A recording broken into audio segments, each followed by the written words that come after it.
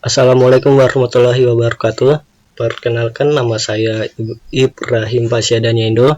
Saya di sini akan menganalisis cerpen robohnya surau kami. Nah, sedikit kisah melalui cerita pendeknya robohnya surau kami ini bercerita mengenai suatu tempat ada sebuah surau tua yang nyaris ambruk. Nah, setelah itu datanglah seorang yang ke sana dengan keikhlasan hatinya dan izin dari masyarakat setempatnya untuk menjadi garin atau penjaga surau tersebut, dan hingga kini surau tersebut masih tegak berdiri. Meskipun kakek atau garin dalam hidupnya karena sedekah orang lain, tapi ada hal pokok yang buat dia tetap bertahan, yaitu dia mau bekerja dengan yaitu sebagai pengasah pisau. Nah, dari pekerjaannya ini dia menggais rezeki. Nah, entah itu berupa uang, makanan, kue, atau rokok. Nah, kehidupan kakek ini sangat monoton. Ia hanya mengasah pisau, menerima imbalan, bersihkan dan merawat surau, beribadah di surau, dan bekerja untuk keperluannya sendiri. Nah, hasil dari pekerjaannya ini tidak untuk orang lain, apalagi untuk anak istrinya. Anak dan istrinya yang tidak pernah dipikirkannya. Nah, suatu ketika datanglah Ajosidi untuk berbincang-bincang karena penjaga surau itu, lalu keduanya terlihat sebuah perbincangan. Akan tapi sepulangnya Ajosidi dari perbincangannya dengan si penjaga surau atau kakek itu, si penjaga surau ini mulai kayak murung dan sedih, plus juga dengan kesal dengan si Ajosidi ini. Karena si penjaga surau atau kakek ini dia merasakan apa yang diceritakan Ajosidi itu sebagai sebuah ejekan atau sindiran untuk dirinya. Dia memang tidak pernah punyai anak dan istri, tapi dia pun tidak pernah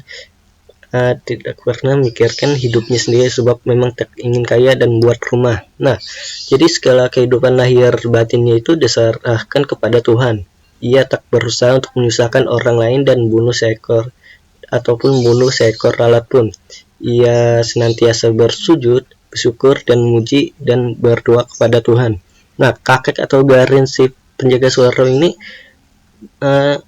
begitu memikirkan hal ini, segala perasaannya, akhirnya ia tidak kuat dan memikirkannya.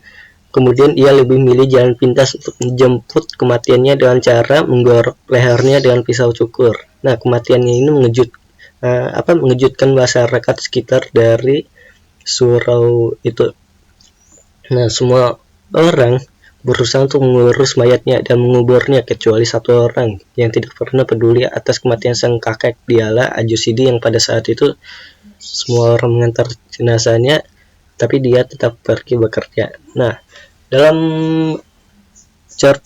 cerita pendek robohnya surau kami ini, saya mengumpulkan hal-hal pentingnya, yaitu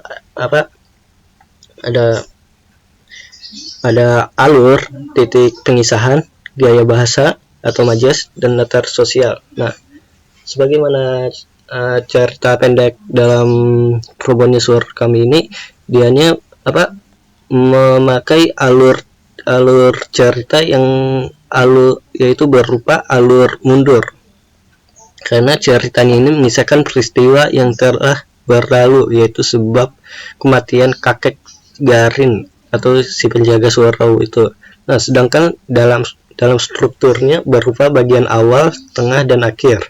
Adapun alur mundurnya mulai muncul di akhir bagian awal dan berakhir di awal bagian akhir. Nah, yang kedua yaitu titik pengisahan. Titik pengisahan cerpen ini yaitu pengarang berperan sebagai tokoh utama, sebab secara langsung pengarang terlibat di dalam cerita. Selain itu, pengarang pun berperan sebagai tokoh bawahan ketika si kakek ini bercerita tentang Haji Saleh di depan tokoh aku. Nah, yang ketiga yaitu gaya bahasa atau majas. Majas yang digunakan dalam cerpen dalam cerita pendek Robonnya Surau kami ini diantaranya yaitu majas alegori, karena di dalam cerita ini cara berceritanya menggunakan lambang, yaitu tokoh Haji Saleh dan kehidupan di akhiratnya, atau lebih tepatnya menggunakan majas parabel, yaitu majas yang merupakan bagian dari majas alegori, karena majas ini berisi ajaran agama, moral, atau suatu kebenaran umum dengan menggunakan ibarat. Majas ini memang sangat dominan sih dalam cerita pendeknya ini. Nah, yang terakhir yaitu latar sosialnya.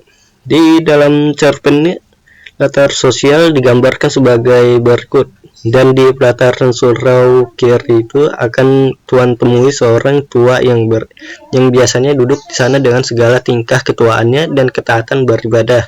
Sudah bertahun-tahun ia sebagai garin atau penjaga surau itu. Orang-orang memanggilnya kakek. Dari contoh ini tampak latar sosial berdasarkan usia, pekerjaan, kebiasaan, atau cara hidupnya. Nah, oke.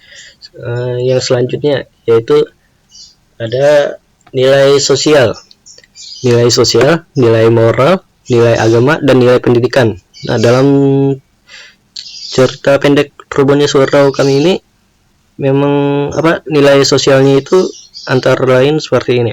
Kita harus saling bantu jika orang lain dalam kesusahan, seperti dalam cerpen tersebut, karena pada hakikatnya kita itu adalah makhluk sosial. Yang kedua yaitu nilai moralnya, kita sebagai sama manusia hendaknya saling mengejek atau jangan saling mengejek atau menghina orang lain, tapi harus saling menghormati. Dan yang ketiga yaitu nilai agama. Kita isinya itu kita harus selalu melakukan kehendak Allah, jangan melakukan hal yang dilarang olehnya seperti bunuh diri, cemooh, dan berbohong. Dan yang terakhir yaitu nilai pendidikan. Kita tidak boleh putus asa dalam menghadapi kesulitan, tapi harus saling berusaha dengan sekuat tenaga. Dan yang terakhir ini adalah manfaat cerpen Robonnya Surau kami. Nah, ini sebenarnya pendapat saya, semacam kayak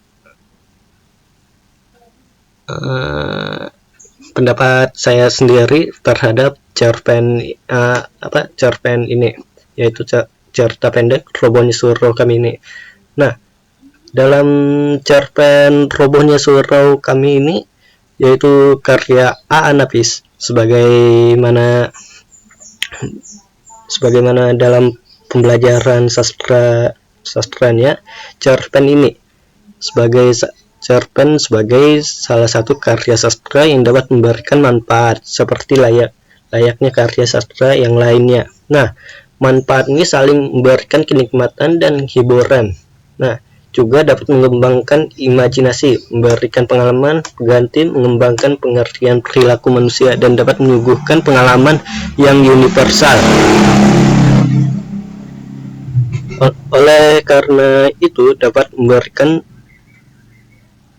manfaat, maka sewajarnya sebuah cerpen dapat dijadikan sebagai bahan atau materi dari pembelajaran sastra di kelas selanjutnya. Nah, pemilihan dan penetapan cerpen ini sebagaimana dalam pembelajarannya memang harus mengikuti kriteria yang sudah ditetapkan secara umum, yaitu yang pertama yaitu dilihat dari segi bahasanya. Nah, segi bahasanya cerpen ini jelas menggunakan bahasa yang bisa dipahami pembaca orang Indonesia, yaitu bahasa Indonesia itu sendiri. Nah, tidak hanya itu, gaya bahasanya pun menarik dan pilihan katanya pun dapat memperkaya kosakata dari hal bidang keagamaan. Nah, dan yang kedua yaitu latar belakang budayanya. Nah, dalam latar budaya yang ditampilkan dalam cerita pendeknya Robonnya Surau kami ini,